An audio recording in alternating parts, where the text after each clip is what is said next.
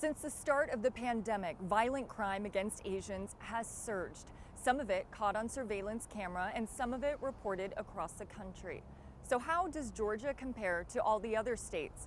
We don't know the answer, and that's because it's not being tracked here. Trying to understand senseless violence is a long healing process. I spoke to the families and I said, listen, this is a very tough time. BJ Pack, the former U.S. Attorney for Georgia, represents the families of two of the spa shooting victims, the deadliest massacre in Georgia since 1999. Let's re-examine what happened. In March, Robert Aaron Long buys a gun in Holly Springs, north of Atlanta. He drives to Young's Asian massage parlor near Ackworth. 4:54 p.m., investigators and attorneys say Long begins shooting. Xiao Jie Teng, Thao Yong Feng, Delania Young, Paul Michaels, killed. Elcias Hernandez Ortiz, injured. 5:47 p.m., 30 miles away. More shots fired, this time in Atlanta.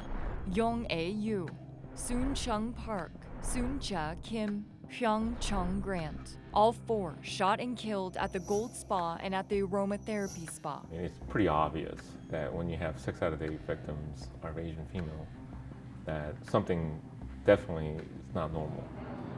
Fear of racial bias spread. We felt that pain. Community leaders with the Stop AAPI Hate organization, shell-shocked watching the news. It was personally very traumatizing to have local law enforcement downplay that this could be motivated by race. Captain Jay Baker of the Cherokee Sheriff's Office. The spokesperson for the Cherokee Sheriff's Office took a different tone. The suspect did take responsibility for the shootings. Captain Jay Baker was reluctant to call it a hate crime. But he does claim that it was not racially motivated, and yesterday was a really bad day for him, and this is what he did. Some felt the targeted violence was downplayed. But I think the way it was characterized and the way they expressed what was going on hurt the community even more. Right now, only an estimated 17% of law enforcement in Georgia track hate crimes. That's according to the data compiled by the Anti-Defamation League.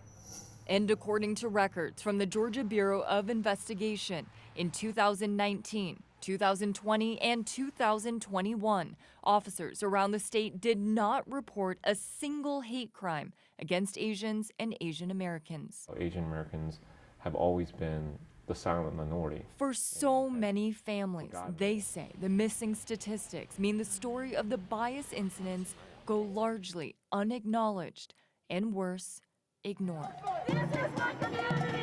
If there's anything that we should carry forward from this tragedy that occurred in March 16th, is that the AAPI community and our allies should no longer be silent about that. As you just saw, without that data, it is so hard to advocate for some of these groups or create better policy.